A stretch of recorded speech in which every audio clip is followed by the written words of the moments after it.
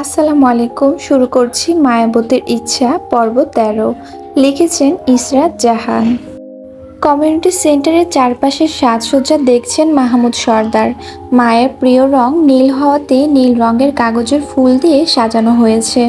আর মাঝখানে মাঝখানে ফ্রেশ লাল সাদা রঙের গোলাপ, ছোট ছোট সাদা রঙের ঝাড়বাতি দিয়ে সাজানো হয়েছে আশেপাশের জায়গাগুলো। সেন্টারের সামনে বড় বড় অক্ষরে লেখা, রাজ ওয়েটস মায়া। এটা দেখে মাহমুদ সর্দার একটু কষ্ট পেলেন। মায়ার জন্মের সময় ওর নাম দেওয়া হয় মোহনা, যেটা পরিবর্তন করে রাখা হলো মেহেরুন জাহান মায়া। যদিও মায়া নামটি মায়ার দাদুর রাখা ছিল, কিন্তু সার্টিফিকেট অনুসারে ছিল না। তাই শাহানা পারভীন ইচ্ছা করে মায়ার এই নামটা ঠিক করেন। আজ মাহমুদ সর্দারের বাবা বেঁচে থাকলে দেখতে পারতেন তার দুই রত্ন আজ এক হয়েছে। বাবাকে অনেক বেশি ভালোবাসতো মাহমুদ সর্দার। ঠিক তেমনটাই হয়েছে রাজ। বাবা যেটা শিখিয়ে দিতেন রাজ সেটাই গ্রহণ করে নিত। বাবাকে আইডল হিসেবে দেখেছিল রাজ। আবার রাজের নানুও তেমন ছিলেন। রাজের নানু আর দাদু দুজনেই নরম মনের মানুষ ছিলেন। অন্যায়ের বিচার করতেন সৎ সাহস দিয়ে, যেটা মাহমুদ সর্দার ও রাজ করতে পারে। বাবার সাথে কাটানো কথাগুলো মনে পড়ে চোখ থেকে দু ফোঁটা পানি পড়ল মাহমুদ সর্দারের। পাশ থেকে একটি হাত মুছে দিল সেই চোখের পানি। মাহমুদ সর্দার তাকালেন সেদিকে। রুদ্রকে দেখে স্মিত হাসলেন মাহমুদ সর্দার। রুদ্র তার বড় বাবার চোখের পানি দেখতে পারে না। মোহন সর্দারের আচরণ পেলেও মনের ভিতর তার দুর্বলতা মাহমুদ সর্দারের জন্য অনেক আগে থেকেই গড়ে উঠেছে। এই বড় বাবা যে তার সব কিছু যত্ন নিতেন। মাহমুদ সর্দারের চোখের পানি মুছে দিয়ে রুদ্র বলে, আজ তোমার ছেলের বিয়ে, এদিকে তুমি কেন কান্না করছো? তোমার তো আজ সুখের দিন। এটা দুঃখের কান্না নয়, কিছু চাওয়া পাওয়া পূর্ণ হওয়ার জন্য যে সুখ, সেই সুখের কান্না রে বাবা। তোমাকে কান্না করতে দেখতে আমাদের ভালো লাগে না বড় বাবা। সুখের সময় হোক বা দুঃখের সময় কান্না একদমই করবে না। আচ্ছা ঠিক আছে, বলে জড়িয়ে ধরেন রুদ্রকে। দূর থেকে এই দৃশ্য দেখছে হিয়া। হিয়ার নিজের কাছেও ভালো লাগছে এই দৃশ্যটা। হিয়া আজকে নীল রঙের লেহেঙ্গা পরেছে, চুলগুলো ছেড়ে স্ট্রেট করে রেখেছে, আর চোখে চশমা তো তার থাকবেই। হালকা নুড কালারের লিপস্টিক ঠোঁটে দিয়ে হিয়া নিজেকে সাজিয়েছে। রুদ্রকে এভাবে বাবার সাথে মিলেমিশে থাকতে দেখে মনে মনে আওড়ায়, কেন আপনি আমার জীবনের সাথে মিলে থাকতে পারলেন না রুদ্র ভাই? আপনার ভালো দিকগুলো যে আপনাকে চাওয়ার আকাঙ্ক্ষা বাড়িয়ে দেয়, কিন্তু যখনই আপনার নোংরা কাজগুলো দেখি খুব বেশি ঘৃণা কাজ করে। হিয়ার ভাবনার মাঝে তারেক আসে। হিয়ার পাশে দাঁড়িয়ে গলা খাকারি দিয়ে ওঠে। হিয়া পাশে তাকিয়ে দেখে তারেক। তারেক বলে, ইউ আর লুকিং গর্জিয়াস। আপনাকেও আজকে অনেক হ্যান্ডসাম লাগছে। কালো চামড়ার মানুষের আবার সৌন্দর্য। কালো বলে নিজেকে ছোট করবেন না। রূপের সৌন্দর্য রং দিয়ে না, মন দিয়ে বিচার করতে হয়। যে নিজেকে তার মনের মাধুর্য দিয়ে গড়ে তুলবে, সেই আসল সুদর্শন পুরুষ। তারেক খুশি হয়, আরও কিছু কথা বলতে যাবে, অমনি শিয়া এসে হিয়াকে হাত ধরে টান দিয়ে নিয়ে যায় সেখান থেকে। একপাশে আসতেই হিয়া বলে ওঠে, এভাবে নিয়ে আসলি কেন? হিয়ার মাথায় আলতো মেরে শিয়া বলে, আরে বুদ্ধু, এখন ভাইয়া ভাবির এন্ট্রি হবে, বর বউকে ওয়েলকাম করতে হবে না? ও ওকে চল। চল, ফুলগুলো এক এক করে আমরা সবাই নিয়ে যাই। ওকে বলে একটি ফুলের ডালা হাতে নিল হিয়া। শিয়া নিজেও একটি ফুলের ডালা নিয়ে রুদ্রর দিকে তাকিয়ে ইশারা করলো, বোঝালো তারেকের আশেপাশে আসতে দিবে না হিয়াকে। রুদ্র মৃদু হেসে ইশারা করে বলে, থ্যাংক ইউ। এই সব কিছু নজরের বাইরে যায়নি তারেকের। সব কিছু দেখে সে নিজেও হালকা হেসে দেয়। মায়া ও রাজের গাড়ি চলে এসেছে। গাড়ি থামতেই প্রথম দরজা খুলে বের হয় রাজ। মিডিয়ার লোক ও বিয়ের ক্যামেরাম্যান ওদের ছবি তুলতে ব্যস্ত। আশেপাশে থেকে সবাই হাততালি দিতে থাকে। রাজ সবার দিকে তাকিয়ে তারপর যায় মায়ার দিকে। দরজা খুলে মায়ার দিকে হাত বাড়িয়ে দিতে মায়া তার হাত রাজের হাতের উপর দিয়ে দেয়। আস্তে আস্তে গাড়ি থেকে বের হতে থাকে মায়া। সবাই মিলে ওদের এইভাবেই কিছু ছবি তুলে নিচ্ছে। ফুল দিয়ে সাজানো রাস্তা, সেই রাস্তা দিয়ে একজন অপর জনের হাত ধরে এক পা দুপা করে এগিয়ে যাচ্ছে কমিউনিটি সেন্টারের দিকে। মায়া ও রাজের এই হেঁটে চলা দৃশ্য ভিডিও করছে ক্যামেরাম্যান। এক সিঁড়ি উপরে দাঁড়িয়ে ওদের দিকে ফুল ছুটাচ্ছে শিয়া, হিয়া ও মিলি, যারা ওদের দিকে তাকিয়ে আছে। যারা আর কি সে কল্পনা করছে এই মায়ের জায়গায় আজ তার থাকার কথা। যারা স্লিমবন হাতার লেহেঙ্গা পরেছে, তাকে দেখতেও সুন্দর লাগছে, কিন্তু আফসোস এই সাজ তার শখের পুরুষের উপর কোনো ইফেক্ট পড়বে না। রাজ ও মায়া কমিউনিটি সেন্টারের সামনে আসতেই মাহমুদ সর্দার সেখানে হাজির হন। মাহমুদ সর্দারকে জড়িয়ে ধরল রাজ। মাহমুদ সর্দার দুই হাত ধরে আছে দুজন, এক পাশে মায়া আরেক পাশে রাজ। দুজনের হাত ধরে কমিউনিটি সেন্টারে প্রবেশ করেন। তারপর দুজনকে বর বউয়ের স্থানে বসিয়ে দেওয়া হয়। সবাই এসে এক এক করে কংগ্রাচুলেশন করে যায়। মাইক হাতে নিয়ে অ্যানাউন্সমেন্ট করতে থাকে রুদ্র। সবাইকে উদ্দেশ্য করে বলে, সো মাই ডিয়ার ভাই অ্যান্ড ভাবি, যে রিসেপশন পার্টির অনুষ্ঠান আরও ঝাঁকঝমক করা যাক। Let's go for DJ party. সবাই হাততালি দিয়ে সায় দেয়। এক এক করে সবাই ডান্স ফ্লোরে হাজির হয়। ডিজে বাজতে শুরু করে। সব লাইট বন্ধ করে শুধু যারা নাচবে তাদের দিকে ছোট ছোট ঝাড়বাতি জ্বালিয়ে দেওয়া হয়। হিয়া একপাশে দাঁড়িয়েছিল। আজকে আর রুদ্র তার দিক থেকে অনুমতি নেয়নি। সোজা হাত ধরে টান মেরে নিয়ে যায় ডান্স ফ্লোরে। হিয়া কিছু বলার আগে হিয়ার ঠোঁটে আঙ্গুল দিয়ে বলে, হুশ, কোনো কথা নয়, আজকে আমি আমার পার্টনার নিয়ে ডান্স করতে চাই, বাধা দিলে মানব না।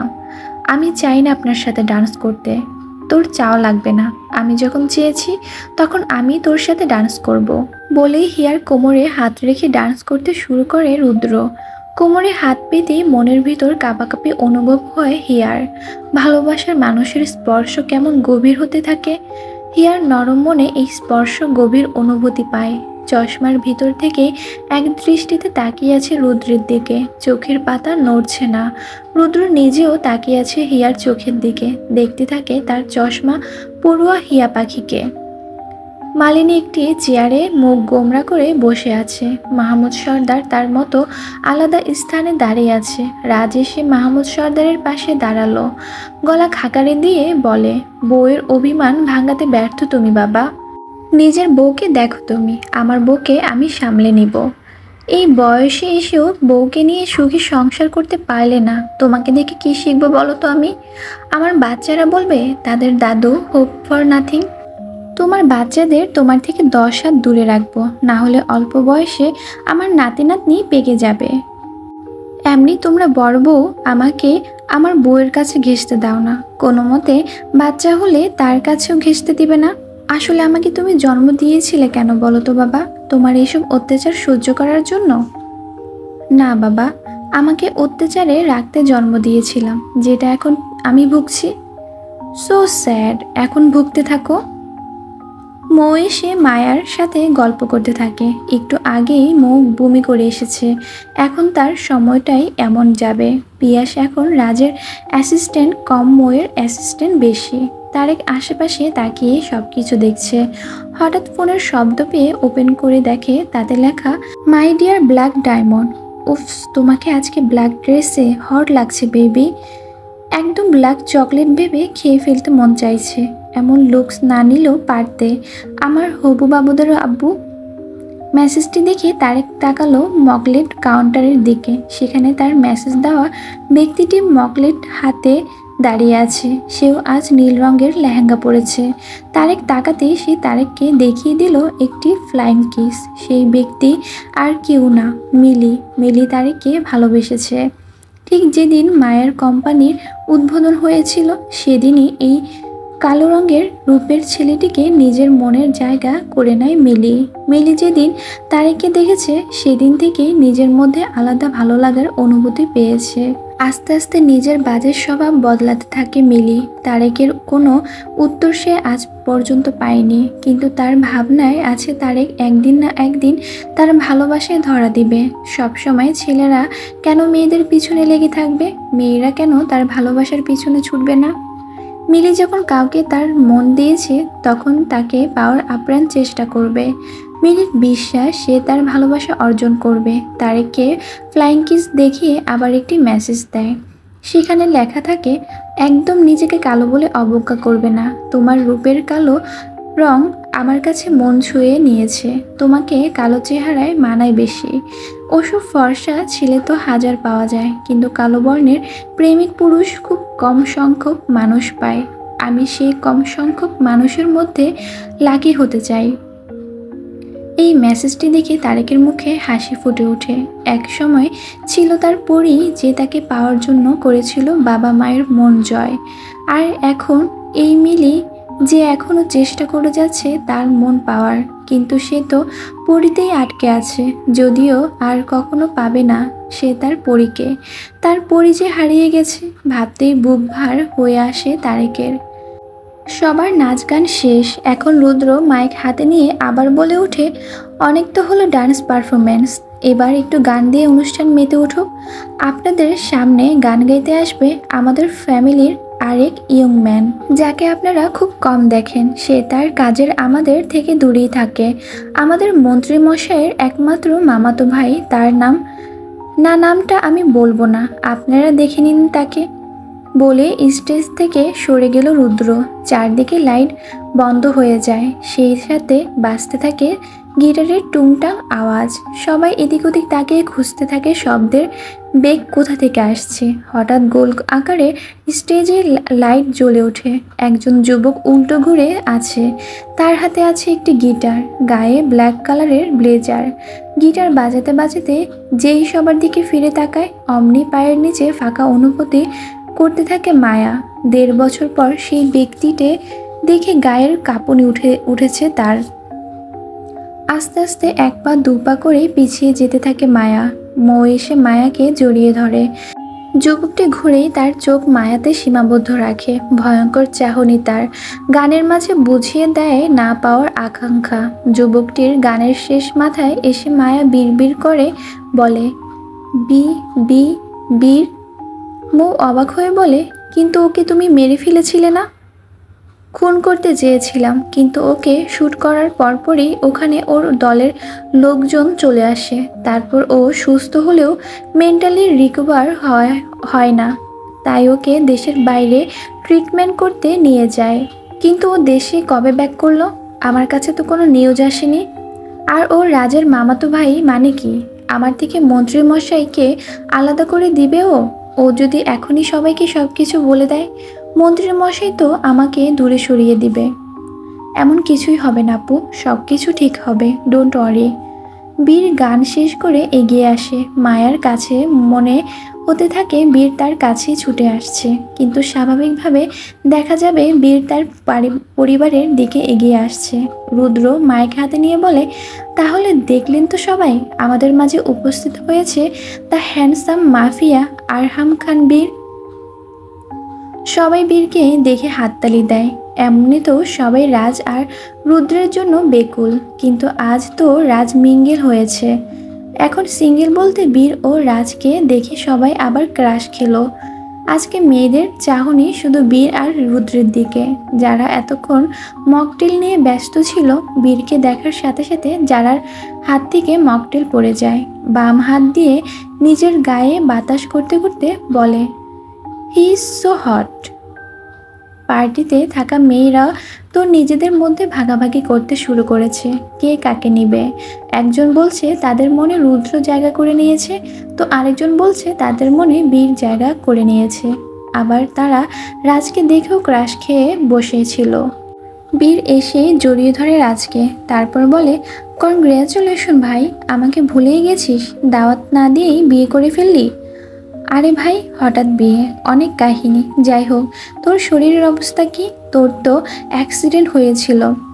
বীর এক পলক তাকালো মায়ার দিকে। বীরের কণ্ঠ মোটা, ভয়ঙ্কর চাহনি তার। মায়ার দিকে তাকিয়ে বীর বলে, নিজের জানেমানকে পেতে আমি মৃত্যুর মুখ থেকে ফিরে এসেছি ভাই। এসব ক্ষুদ্র অ্যাক্সিডেন্ট আমার কিছু করতে পারবে না।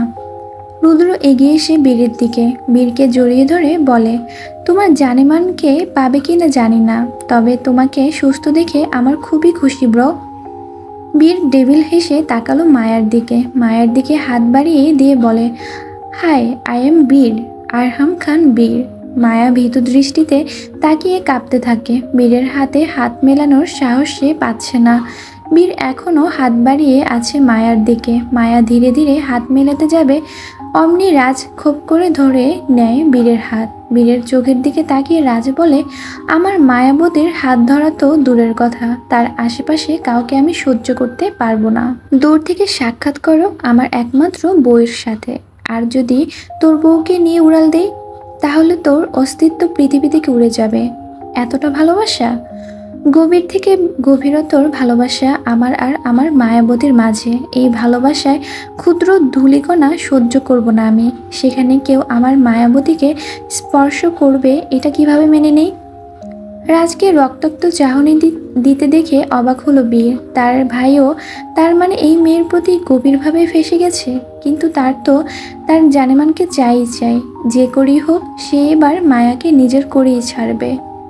জানেমান জেদ করে না। এই আরহান খান বীর যেটা চায় সেটা নিয়েই ছাড়ে।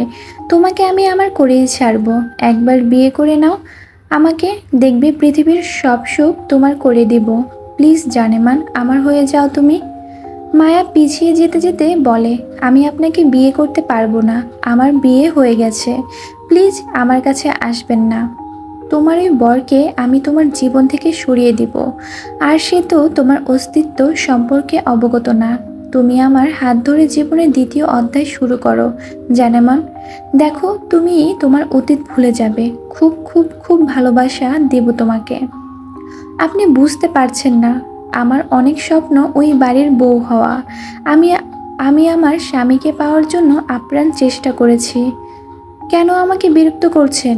আমি ভালোবাসি না আপনাকে, আমি আমার ছোটবেলার পুতুল বর রাজকে ভালোবাসি।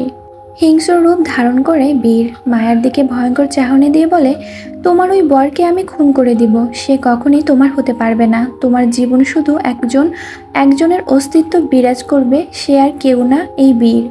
বলে এগোতে আসে মায়ার দিকে। মায়া ভয়তে ভয়তে পিছিয়ে যায়, কারণ তার কাছে কোনো অস্ত্র নেই। কিভাবে এখান থেকে পালাবে বুঝতেও পারছে না। ভয়তে কাঁপতে থাকে মায়া। মাথাতে কাজ করা বন্ধ করে দিয়েছে। মুখে ফুটে ওঠে একটি কথা, আমার পুতুল বরের কিছু হতে দিব না। আমি ওকে বাঁচাবো, আমার করেই ছাড়বো আমার পুতুল বরকে। হঠাৎ মায়া অনুভব করে তার মুখের উপর কারো হাতের বিচরণ। ভয়তে ভয়তে চোখ মেলে তাকায় মায়া। চোখ মেলে দেখতে পায় রাজকে। রাজ তার গালে হাত বুলিয়ে দিচ্ছে। চোখ খুলতে মায়ার চোখের পানি জমতে শুরু করে। রাজের দিকে এক দৃষ্টিতে তাকিয়ে আছে মায়া। রাজ তার উপর ভর করে শুয়ে আছে। মায়া বুঝতে পারলো এতক্ষণ সে স্বপ্ন দেখেছে। শুধু স্বপ্ন না, অতীতের কিছু অংশ আজ নতুন করে দুঃস্বপ্ন, যেটা তার জীবনের সংক্ষিপ্ত এক অধ্যায় ছিল। সাথে সাথে মায়া রাজের বক্ষে মুখ গুজে নেয়। হালকা উঁচু হয়ে মুখ গুজেতে ঝুঁকে থাকা রাজ টাল সামলাতে পারেনি। এক হাত বালিশের পাশে রেখে আরেক হাত মায়ের মাথায় রেখে দিল। মায়ের মাথায় হাত বুলিয়ে দিতে দিতে বলে, দুঃস্বপ্ন দেখেছিলে মায়াবতী? খুব খারাপ স্বপ্ন। সেই স্বপ্ন আমি আমার জীবনে রাখতে চাই না। কি এমন স্বপ্ন দেখেছিলে যে ঘুমের ঘরে কান্না করে দিয়েছ? এমন কি আছে তোমার জীবনে? রাজের কথায় থমকে যায় মায়া। বীর যে রাজের মামাতো ভাই এটা মায়া জানতো না। আর বীর তার জীবনের ভয়ঙ্কর এক অধ্যায়। বীর তাকে পেতে মরিয়া হয়ে উঠেছে। এগুলো রাজকে কিভাবে বলবে? তাহলে যে রাজ তার আসল পরিচয় জেনে যাবে। রাজ জানতে পারবে তার বাড়িতে আসার সর্বপ্রথম উদ্দেশ্য এই পরিবারকে শেষ করে দেওয়া। মায়া কথা পাল্টাতে বলে, আচ্ছা মন্ত্রীমশাই, আমাদের ভিতরে কোনো তৃতীয় ব্যক্তি আসবে না তো? কখনোই না। আমি আমাদের মাঝে তৃতীয় ব্যক্তির স্থান রাখবো না। যে আসবে এই সম্পর্ককে ভাঙতে, তার অস্তিত্ব এই দুনিয়া থেকে আমি নিঃশেষ করে দেব।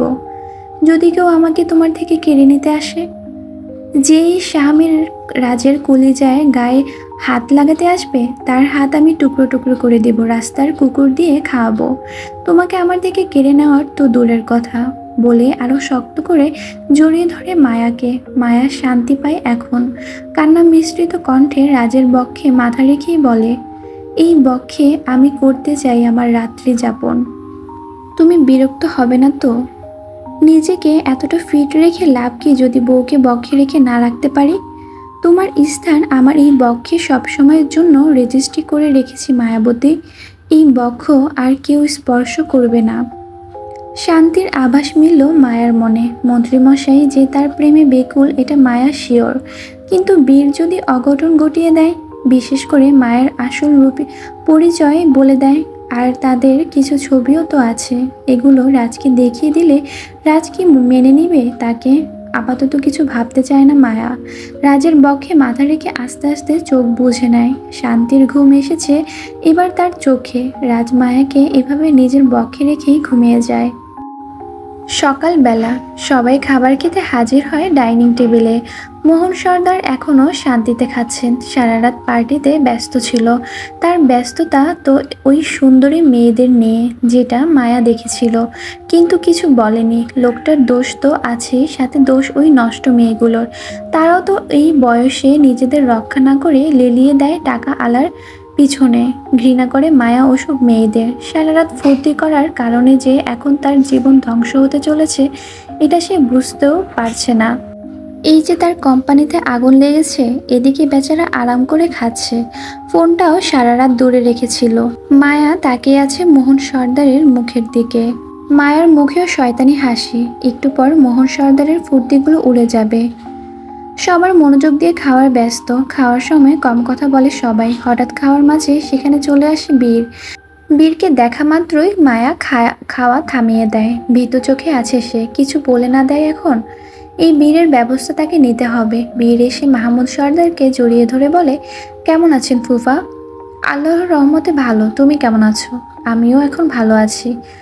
কেন এতদিন ভালো ছিলে না? প্রশ্ন করে রুদ্র। জবাবে বীর বলে, না ভাই, আসলে ভালো থাকার মেডিসিন ছিল না, এখন মেডিসিন পেয়ে গেছি।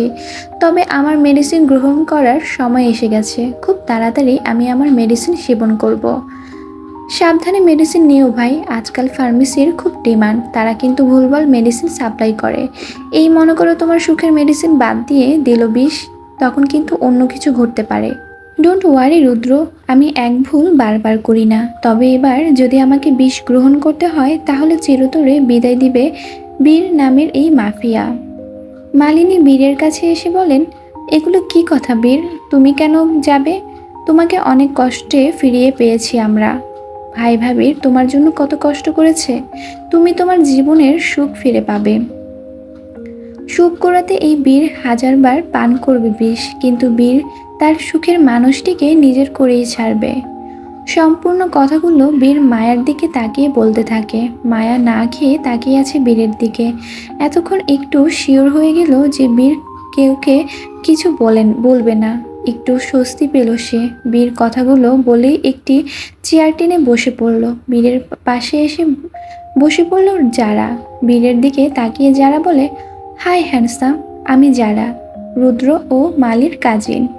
বীর তার প্লেটে খাবার নিতে নিতে বলে, হাই সিস্টার, আমি বীর রাজের কাজিন। সিস্টার? এই সিস্টার দিয়েই তাকে ডাকতে হলো। সিস্টার বলাতে যারার মুখ শুকিয়ে গেল। এর থেকে তো ভালো রাজ তাকে ভালো না বাসলেও বেবি বলে ডাকে। বীরের দিকে তাকিয়ে যারা বলে, আমি কারো সিস্টার নই, আমাকে যারা বলে ডাকবে। সোনালি সূক্ষ্ম দৃষ্টি দিয়ে দেখছে যারাকে। এই মেয়ে আবার রাজধুই বীরের দিকে যাচ্ছে না তো? বীর হ্যান্ডসাম বলে এখন তার দিকেও নজর দিতে হবে, তাহলে তো তার উদ্দেশ্য সফল হবে না। সদর দরজা দিয়ে দৌড়ে এসেছে মোহন সর্দারের অ্যাসিস্ট্যান্ট। হাঁপাতে হাঁপাতে বলে, অনেক বড় ক্ষতি হয়ে গেছে স্যার, আমাদের কোম্পানিতে আগুন লেগেছে। সবার খাওয়া বন্ধ হয়ে যায়। অবাক হয়ে তাকিয়ে আছে সবাই। মুখে হাসি ফুটেও আছে মায়ার। মায়ার দিকে তাকিয়ে আছে বীর। সে তো শিওর কে করেছে এই কাজ। রাজ নিজেও আন্দাজ করতে পারছে, কারণ কালকে মায়ার ফোনে আসা মেসেজ রাজ নিজেও দেখেছিল। মোহন সর্দার উঠে দাঁড়ান টেবিল থেকে। চিল্লিয়ে বলেন, কিভাবে লেগেছে আগুন? জানি না, কিন্তু আজকে সকালে দেখি কোম্পানির আশেপাশে মানুষজন জড়িত। ভিড় ঠেলে দেখি সবকিছু পোড়া, প্লাস্টিক ও বিভিন্ন জিনিস পুড়ে গলে গেছে। ইটগুলো সব মাটিতে ছড়াছড়ি। সারা রাত পুড়তে থাকে। সারা রাত তোমরা কোথায় ছিলে? খোঁজ নেওনি কেন? খাবার শেষ করে টিস্যু দিয়ে ঠোঁট মুছে রাজ বলে, সারা রাত খাটাখাটনি করে কি রাতে বোধ হয়ে তোমার কোম্পানি জড়িয়ে ঘুমাবে যে ওদেরকে এখন অ্যাডভাইস দিচ্ছ? তোমাকেও বলি কাকা, একটু বউ আর ব্যবসায় মন দিতে, কিন্তু তোমার মন তো থাকে হট মেয়েদের দিকে। পারলে নিজের বউকে হট বানিয়ে অ্যাসিস্ট্যান্ট করে রাখো, দেখবে এমনটা আর ফেস করতে হবে না। মাথা গরম আছে মোহন সর্দারের, চিল্লিয়ে বলে, শ্যাট আপ। মন্ত্রীর পরিবারের একজনের কোম্পানিতে কিভাবে আগুন লাগে? কেমন পাওয়ার নিয়ে চলো তুমি যে তোমার পরিবারের লোকের ক্ষতি হয়ে যায়? ভুল বললে, আমার কিন্তু কোনো ক্ষতি আজ অবধি হয়নি। আমি মন্ত্রী হলেও বিরোধী দল আমার ক্ষতি করতে আসেনি, কিন্তু তোমার কোনো দল না থেকেও ক্ষতি হয়ে যায় কেন জানো? জানো তো, এগুলো হলো কর্মফল। জীবনে যতটুকু অর্জন করবে ততটুকু ভোগ করবে। এত বড় বড় জ্ঞান না দিয়ে কিছু করে দেখাও। কোম্পানির লস হয়ে গেল, কোম্পানি পুড়ে ডুবে গেছে আমার, আর এই যে তুমি বসে বসে বাবার টাকা খাও। বাবার বিপদে কিছু তো করো। শেষের কথাটি রুদ্রকে উদ্দেশ্য করে বলে মোহন সর্দার। রুদ্র ডোন্ট কেয়ার ভাব নিয়ে বলে, আমি তোমার ব্যবসার এদিক ওদিক কোনো দিকই নেই। তোমার টাকা খাই কারণ তোমার বংশের বাতি হয়ে এসেছি, না হলে অন্যের টাকা খেতাম। অপদার্থ অকর্মা ছেলে কোথাকার। 2 নাম্বার বউ আসার পর থেকে তোমার ব্যবসাও 2 নাম্বার হয়ে গেছে। আসলে কি বলতো, তুমি যেমন ফল গ্রহণ করবে তার বীজ থেকে তেমনটাই গাছ বের হবে। কথাগুলো বলে রাজ। কথাগুলো কাটার মতো করে গেঁথে গেল মোহন সর্দারের মনে। আজ তার বিপদে তার ছেলেটাও কোনো কাজের না, অথচ এই ছেলের ঘরে রেখে ভবিষ্যৎ উজ্জ্বল করতে চেয়েছিল তিনি। প্রথম স্ত্রীর সহ সন্তানকে বাড়ি থেকে বের করে দেন। এতগুলো বছরে মনে না পড়লেও আজ হঠাৎ শাহানা পারভিনের ও মোহনা মায়ার মুখ ফুটে উঠল তার সামনে।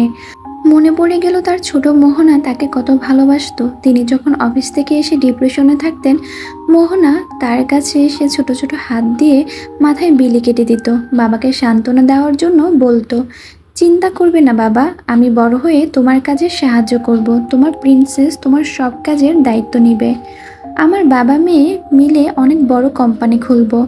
কথাগুলো যদিও শাহানা পারভিনের শেখানো ছিল, কারণ শাহানা পারভিন চেয়েছিল মায়া বড় হলে কোম্পানির দায়িত্ব মায়া নেবে, কিন্তু মোহন সর্দারের মনে মতো মেয়েরা এগুলো পারবে না, এগুলো একমাত্র ছেলেরাই পারবে, কারণ তখন তার রুদ্রের জন্ম হয়। আজ হঠাৎ তার হারিয়ে যাওয়া মেয়ে মোহনার কথাগুলো মনে পড়ল।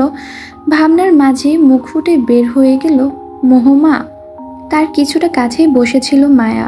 জীবনের কতগুলো বছর পার হয়ে গেল এই ডাক শুনেনি, আজ এই ডাক শুনল। কষ্টে বুক ফেটে যাচ্ছে তার, কিন্তু চোখের সামনে মায়ের চেহারা ভেসে ওঠে। মাকে যে অনেক কিছু সহ্য করতে হয়েছে, বড় ছাড়া মেয়েরা কত কটু কথা শুনে চলে সমাজে, এটা মায়া দেখেছে। তার পবিত্র মাকে অনেকে নিন্দা করে অপবিত্র বলে দিত, এগুলো গায়ে মাখিনি শাহানা পারভিন, কিন্তু মায়ের ছোট মন মাকে বিনা দোষে কলঙ্কিত হতে দেখে বিষে জর্জরিত হয়ে যেত। অনেক সময় তো একাকিত্বের জীবনের জন্য বাজে প্রস্তাব পেতে হয়েছে শাহানা পারভিনকে, যেগুলো সামাল দিয়ে মানুষ করেছে মায়াকে। শুধু টাকা থাকলে হয় না, দুনিয়াতে বাঁচতে গেলে নিজেকে শক্তপোক্ত রাখতে হয়, এটা শাহানা পারভিনকে দেখে শিখেছে মায়া। তাই তো মায়া নিজেও আজ প্রভাবশালী আর শক্তিশালী। আজকে মোহন সর্দারের মুখে এই ডাক শুনে বুকে হালকা মোচড় দিলেও মন কেড়ে নিতে পারেনি। চুপচাপ বসে আছে সে। মায়ার এই মুখের দিকে তাকিয়ে আছে 2 জোড়া চোখ, একজন রাজ আর একজন বীর। দুজনেই বুঝতে পারছে মায়ের অবস্থা। মায়ের ভেতরটা এখন পুরো ছাই হয়ে যাচ্ছে। যতই মায়ের অত্যাচারের প্রতিশোধ নিতে আসুক লোকটি তো তার বাবা। বীরের ইচ্ছা করছে মায়াকে এখন নিয়ে কোনো পাহাড় থেকে ঘুরে আসতে, যেখানে মায়া 2 হাত মেলে শান্তির নিঃশ্বাস নিবে আর সে মুগ্ধ হয়ে দেখবে যেভাবে আগে তারা কাটাতো। রাজের মন চাচ্ছে মায়াকে এখন তার বক্ষে জায়গা করে দিতে, যেটা একমাত্র শান্তির জায়গা মায়ার জন্য। মোহন সর্দার দুর্বল পায়ে হেঁটে চলে গেলেন ঘরের দিকে। মায়া তাকিয়ে দেখতে থাকে। তার খুব আনন্দ হচ্ছে এখন। হ্যাঁ, আনন্দ হওয়ার কথা। বাবা নামক এই বাজে লোকটিকে সে ঘৃণা করে এসেছে, তার মায়ের জীবন ধ্বংস করেছে। সে তো আজ খুব খুশি। বড় একটি বিল্ডিংয়ের সামনে গাড়ি থামালো মায়া। গাড়ি থেকে নেমে নির্দিষ্ট একটি জানালা দিকে চোখ বোলালো, মুখে মাস্ক পরা। তারপর মেইন গেট দিয়ে ঢুকে লিফটের ভেতর ঢুকলো। 7 ফ্লোরে টাচ করে দাঁড়িয়ে আছে। লিফট তার কাঙ্ক্ষিত স্থানে এসে থেমে যায়। লিফট থেকে নেমে 2 পা হেঁটে একটি দরজার সামনে দাঁড়ালো। কলিং দিতেই একজন মহিলা এসে খুলে দিল দরজা। মহিলাটাকে দেখে মায়া ভিতরে ঢুকে গেল। প্রতিদিন অফিস ছুটির পর এখানে এসে সময় কাটায় সে। বিয়ের আগে লোকের অগোচরে প্রায় এখানে আসা হতো তার, শুধু কাজের সময় দূরে থাকা আর লোকজনের কুনজর থেকে বাঁচতে এই জায়গাটিতে কম আসা হয় তার। ভেতরে ঢুকে মায়া দ্রুত চলে যায় একটি ঘরে, যেখানে আছে তার সুখ। ঘরে ঢুকে মায়া তাকালো বিছানার দিকে। বিছানায় শুয়ে আছে মায়ের মা শাহানা পারভীন। কোনো দিকে তার নড়চড় নেই, একদম স্থির হয়ে আছে সে। কখন কি লাগবে বা লাগবে না কেউ কিছু বলতে পারে না। একটু আগে যে দরজা খুলে দিয়েছিল সে একজন নার্স, শাহানা পারভীনের পার্সোনাল নার্স। মায়া তাকে হায়ার করেছে। শাহানা পারভীনকে আপাতত প্রকাশ্যে রাখা যাবে না, তাই তো মায়া তাকে লুকিয়ে চিকিৎসা ব্যবস্থা করছে। কক্সবাজার থাকতে হাসির কাছে মায়া শুনেছিল শাহানা পারভীন একটু একটু রেসপন্স করছে। আজকে নার্সকে বলে রেখেছিল মায়া টিভি অন রাখতে। টিভিতে মোহন সর্দারের কোম্পানির খবর এসেছে। এটা কর্ণপাত হলে শাহানা পারভীন কি করে এটা জানতে চায় মায়া। নার্স ঠিক এমনটাই করেছিল। খবরে যখন মোহন সর্দার এসে সাংবাদিকের প্রশ্নের মুখোমুখি হয়, তখন নাকি শাহানা পারভীন এক আঙ্গুল নাড়তে থাকে। মায়াকে সাথে সাথে কল করে জানিয়েছে নার্স। দীর্ঘ 9 বছর কোমায় থাকে, আজ একটু আঙ্গুল নড়ে উঠল। এটা শুনে মায়া ছুটে এসেছে মাকে দেখতে। 9 বছর আগে যখন মায়ের বয়স 18 হয়, তখন এক অ্যাক্সিডেন্টে শাহানা পারভীন কোমায় চলে যান। কিন্তু ঘটনার কোনো কিছুই বলতে পারে না মায়া। কিভাবে এই ঘটনা ঘটেছিল এটা একমাত্র শাহানা পারভীন নিজে বলতে পারবে। শুধু শেষের দিকে দেখেছিল নির্জন অন্ধকার রাস্তায় শাহানা পারভীনের পায়ের উপর মোটা স্টিলের ভারী লাঠি দিয়ে বাড়ি মারছে কেউ, যার হাতে ছিল একটি চিকচিক করা হীরের আংটি, যেটা দেখে মায়া শিওর হয়ে যায় যে ইনি একজন নারী।